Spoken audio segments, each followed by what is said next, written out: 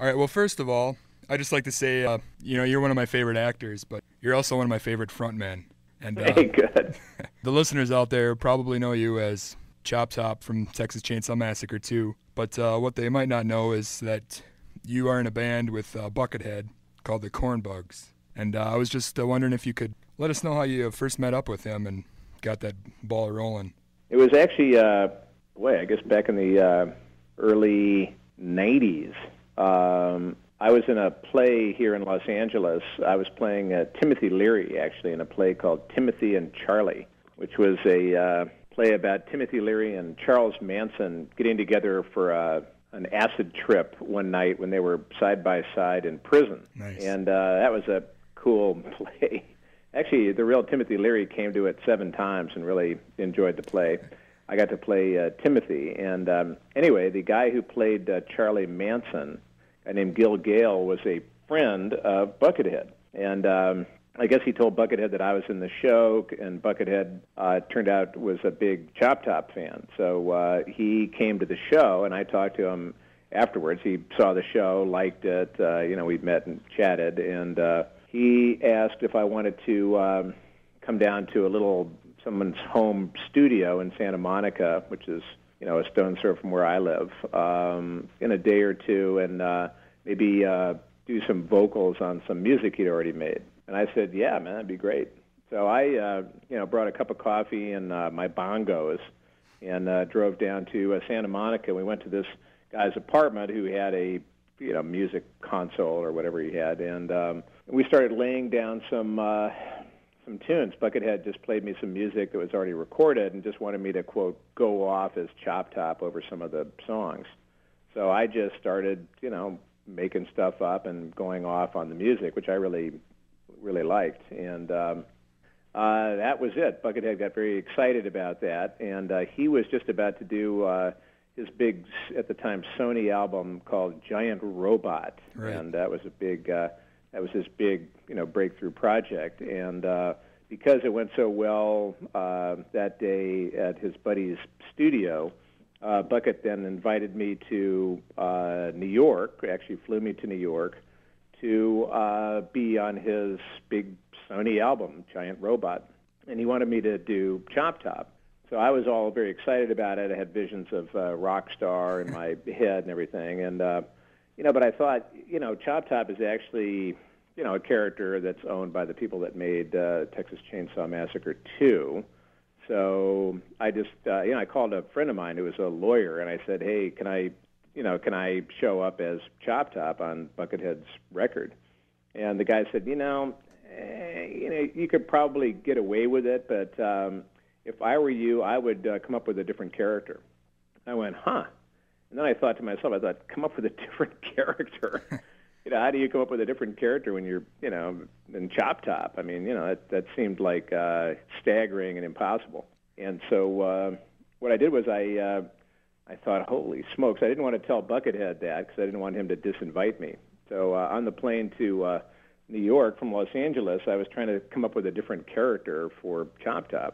And what I did was I just had a notebook, and, I like to write on planes. I like to look out the window and just kind of write stuff. And so I started thinking about a different character, and, I was just thinking of these different things, and then I thought about maybe a scarecrow of some kind, and I thought about, like, these little hands running all over the ranch called the ranch hands, and, a scarecrow, and I started thinking like shoe, bird, crow, scarecrow, shoe bird. So I came up with this scarecrow called Shoebird, and I just figured that would I'd have to make that kind of my substitute character. Well, I got to New York, and I met with Buckethead in the hotel we were all staying in, and he'd been putting a hard day in on this album. And he said, "Are you all set to go?" And I said, "Yeah." I said, I've got some news, and that is that I can't do Choptop. He's like, I've never seen somebody's face literally go dark. His face darkened. This was not what he wanted to hear. And I just thought, oh my God, there goes my rock career was kind of dissolving before my eyes. And I said, but I came up with this other character. And I started to try to sell him on Shoebird, the scarecrow. And he just was looking like, get this guy on the next plane out of here. And he just thought for a while, and I was kind of sweating. And then he finally looked at me and said, "I've got a name."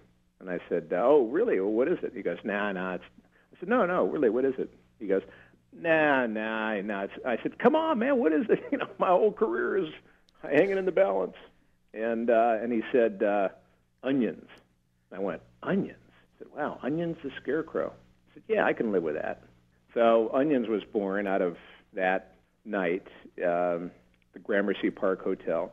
And the next day we went to Bill Laswell's Greenpoint studio in Brooklyn, and Buckethead, they had already made the music for Onions, what turned out to be Onions Unleashed. And Buckethead, and Bill Laswell, the producer, they just said, "Okay, well, there's a microphone in that little booth over there, and just go, do your thing." Well, I didn't have any. I hadn't written anything. I mean, I just was kind of like, okay. So, I just got to the mic, and they, played the tune, and, I liked the music a lot. So I just started, making it up. So I just made up Onions Unleashed pretty much on the spot. And then they liked that. They wanted to do another take just for safety. So we did a second take, which was pretty much the same as the first. And they were so excited by what I did that they then said, "Hey, we got this other song called I Come in Peace." And, and Bucket explained that it was about like a giant Buckethead, kind of like Godzilla invading Right. Tokyo. And so, I pulled out a napkin and we, wrote some stuff basically and delivered it like a radio announcer saying, "This just in."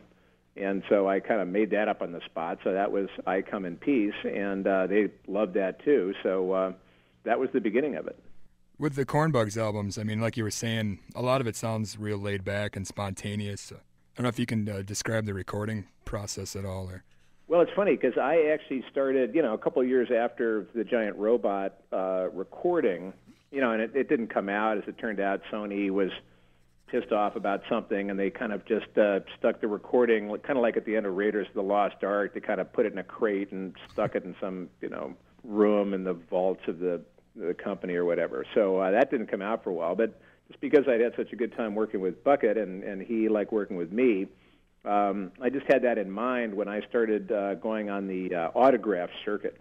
I started getting invited to horror conventions because of Choptop and Johnny and Night of the Living Dead and Right. stuff like that. So, and I looked around at the people that were there, and they had like a bunch of 8x10s and, basically just kind of the same stuff, just pictures of themselves. And I thought, would it be cool for the fans if, we had like a little Choptop music here to go along with these pictures. And so I called up Buckethead and said, "Hey, man, this is what I want to do. Is like to have, make these little cassettes or something with Choptop and Buckethead playing and, sell them at these conventions." And Bucket liked the idea. So he had a rehearsal studio that he liked to go work out with in, I think it was in San Dimas, California, which is like north of Los Angeles somewhere. And so we went up there and we went to this place, his rehearsal studio, and I gave the guy that ran the studio like an extra $50, like every time we showed up there. And so that he would record everything with on DAT, digital audio tape. Yeah. And that's what he did. He basically just, kind of stuck a microphone in the middle of the room. I mean, it wasn't like, years later, now that we work with Travis Dickerson, we're each in different rooms with our instruments. So there's like these different, these clean tracks and everything. But back when we were doing Spot the Psycho and what also became How Now Brown Cow, that was all pretty much recorded on, a little tape recorder in the middle of the room, and, you kind of pray for balance. So that's what we did. The first time it was just me and Bucket, and we went in, and the guy that was running the studio said, "Well, what do you want to do?"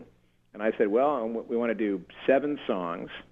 And I pulled out a notebook and just started scribbling these names, like Lord Lawnmower, Meat Rotten Meat, Pigs Are People Too, Clown Smile, Death Warmed Over, Nature Trail. I just kind of had these 7 names, just these names that came out of my head. I had never thought of them before.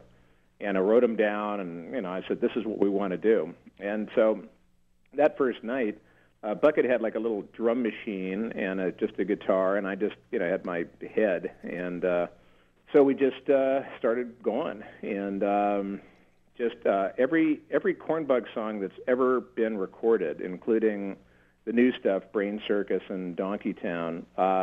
There's never been a second take, and there's never been any rehearsal. That's awesome. Yeah, every song we've ever done has been spontaneous.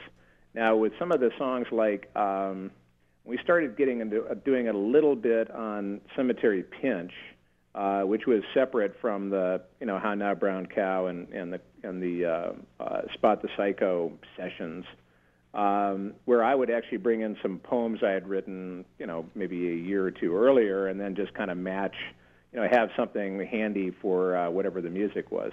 And I actually did that a lot more with Brain Circus and Donkey Town, where I actually had a bunch of lyrics, poems, and I just kind of made them fit the music. But with Spot the Psycho, pretty much all of that is just off the top of the head, and that's actually what's so fun about it, and also what's so exciting about Buckets and my collaborating. Because as an artist, you're always looking to collaborating is a lot of fun, and when you find that that special person or persons with whom you can really just where you click, and boy, all of a sudden all this great stuff is coming out of you. I mean, that's really what made our working together, what makes our working together so much fun. So we just cranked it out. So I just Pigs Are People Too was totally spontaneous and improvised, and Lord Lawnmower, all that stuff. I just made them up on the spot. Stuff's great. And it was really cool. I mean, I think some people will think, well, thanks. Thanks, buddy. Why don't you actually craft these songs? But, that's Cornbugs. We don't have any bass unless, Bucket's playing bass and there's no other guitar. And, the songs are pretty much, first take, only take. And it's really spontaneous.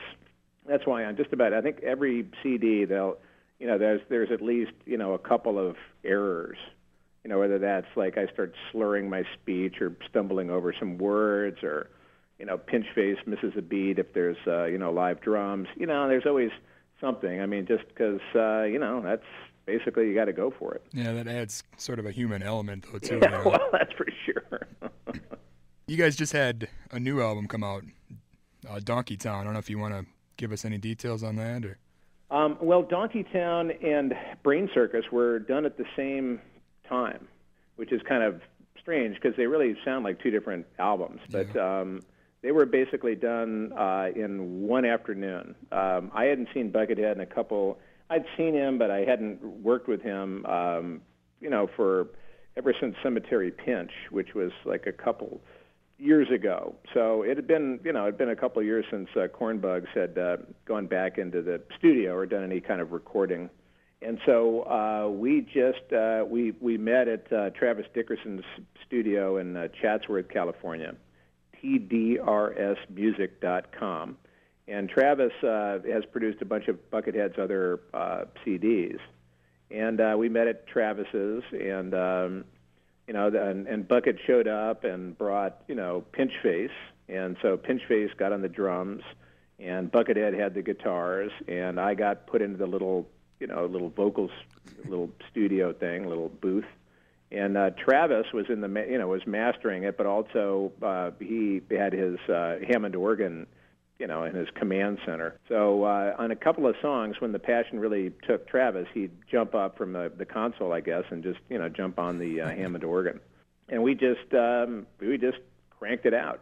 I brought a sheaf of lyrics again. I just a bunch of stuff, some stuff 20 years old, some stuff 2 months old, some stuff pretty even more recent than that. And what would happen is Bucket would just start playing something, or I would just start singing something a cappella, and we'd trigger each other, either the music or the words. And sometimes he'd start playing something, and I'd sift through some things and try to match the lyrics to the music.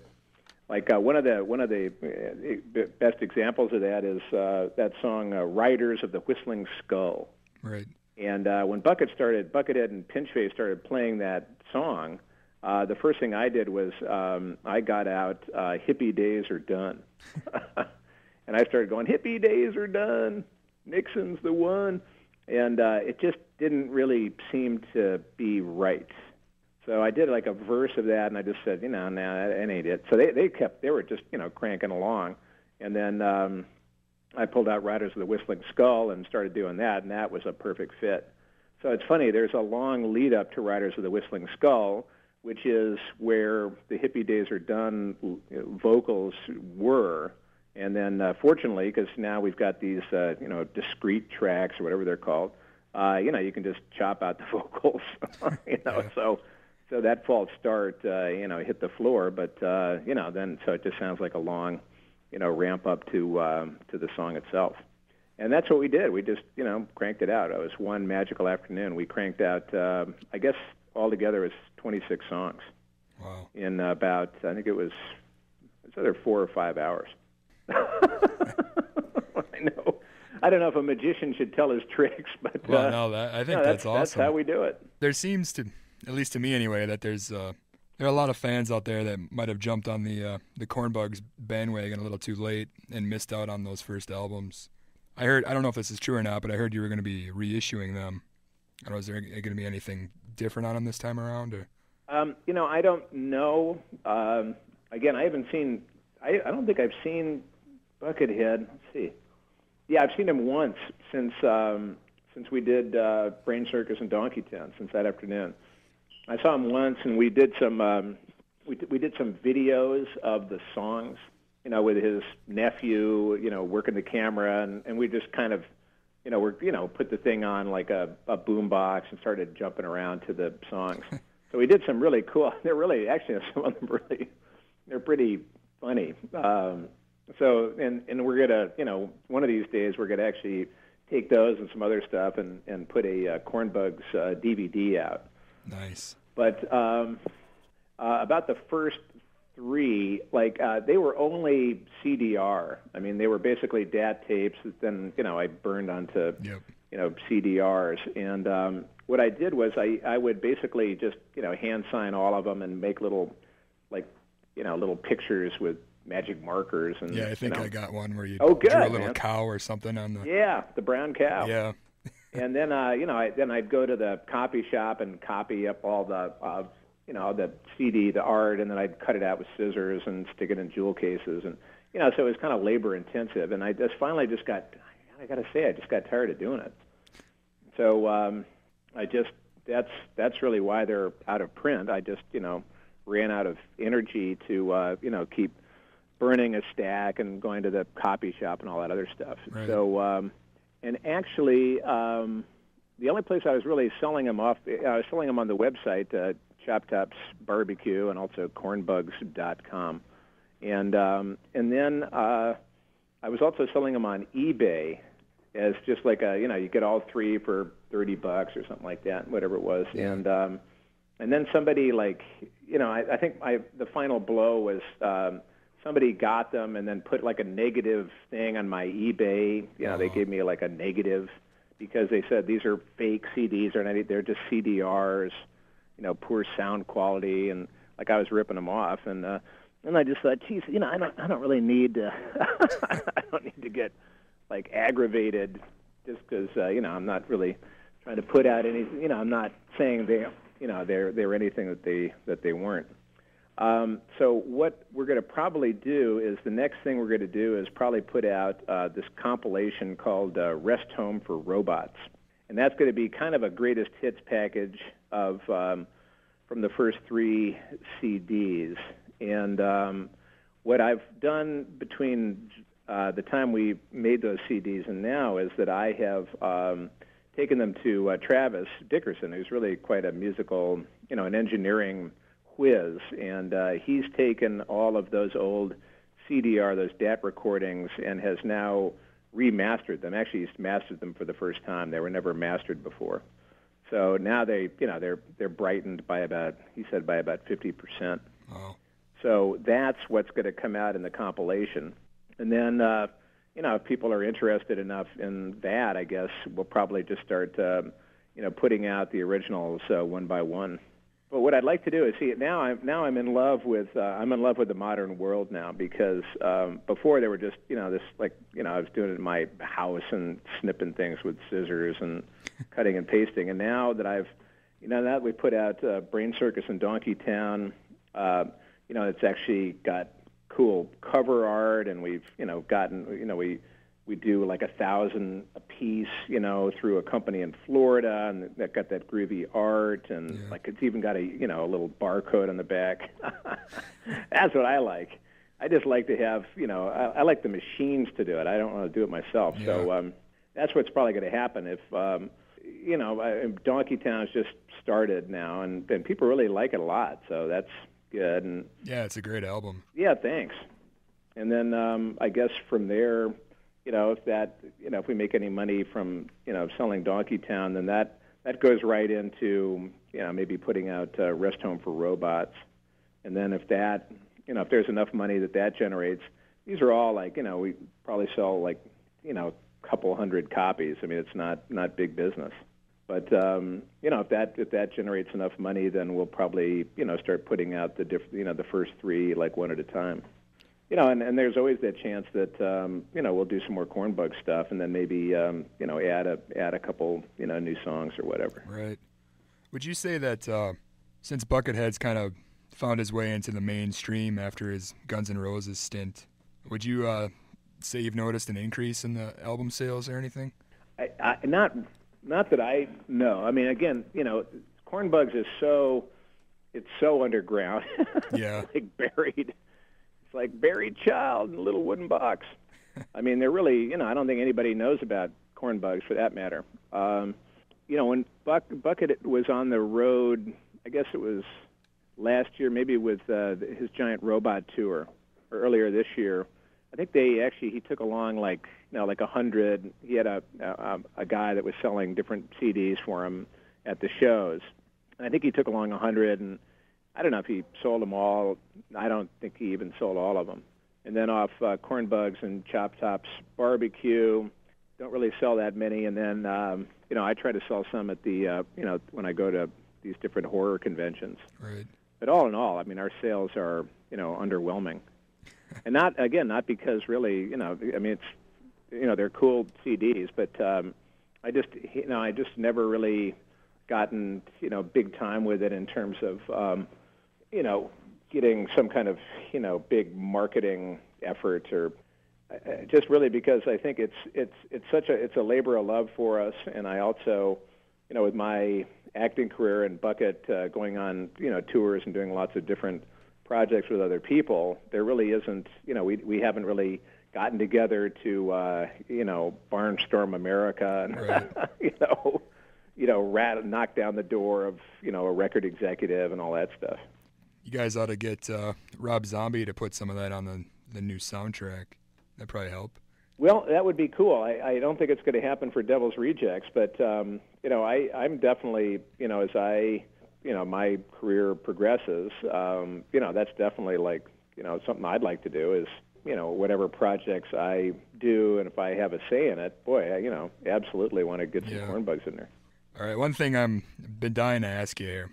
I mean, I've seen Buckethead play a few times, and after every song, I'm always looking to the sides of the stage, hoping that you're going to show up. And I don't know, are we ever going to see a Cornbugs tour? That would depend. I think that would depend a lot on Bucket. I'm just not. I just don't know how much of an interest he would have in that. I mean, again, he's got so many irons in the fire, and I think that. I think if there were some, high finance involved, that would probably, get his attention. But I don't see it now. But you never know, and I'd certainly like to do it. I did finally get on stage with him at the Knitting Factory here in Los Angeles, a couple months ago, and did. I jumped up on stage and did "Save Me the Slunk" off the Monsters and Robots album. Right. Or Night of the Slunk, or whatever it's called, Jowls. It's got a bunch of different names, but that was really a lot of fun. I mean, that wasn't exactly Cornbugs, but that was the first time I'd ever actually performed with Bucket, and I had a great time doing it. Are you going to keep guesting on his albums, would you say? Or? If he asks me, I'll certainly, I'll certainly do what I can. I mean, again, it's just so much fun to, it is so much fun to work with him because he's, we get along, we kind of get each other, and in a certain way, artistically, and I inspire him and he inspires me, so you can't beat that combination. Do you have anything else you'd want to discuss, or any parting words? Well, no, I just want to thank you for asking me about Cornbugs. No, I'm one of my favorite bands. I play them on the show quite a bit. Oh, that's great. And I force everybody else to listen to them. So. Well, I appreciate that because we as I say, we have fun making the music.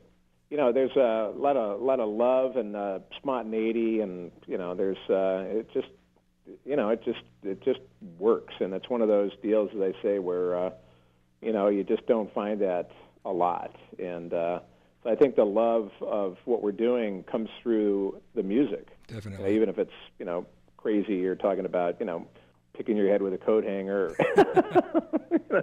your arm torn off by a train, or your drunk father getting arrested for wrecking his truck. And go see The Devil's Rejects. That's the House of a Thousand Corpses sequel, which is coming out August 12th. That's the latest I've heard of next year. So you got plenty of time to get in line. All right. Cool, man. Well, again, thanks for asking. I do appreciate it. I always love to talk about the Bugs. All right. Thanks a lot, man. Okay, Dustin. Bye.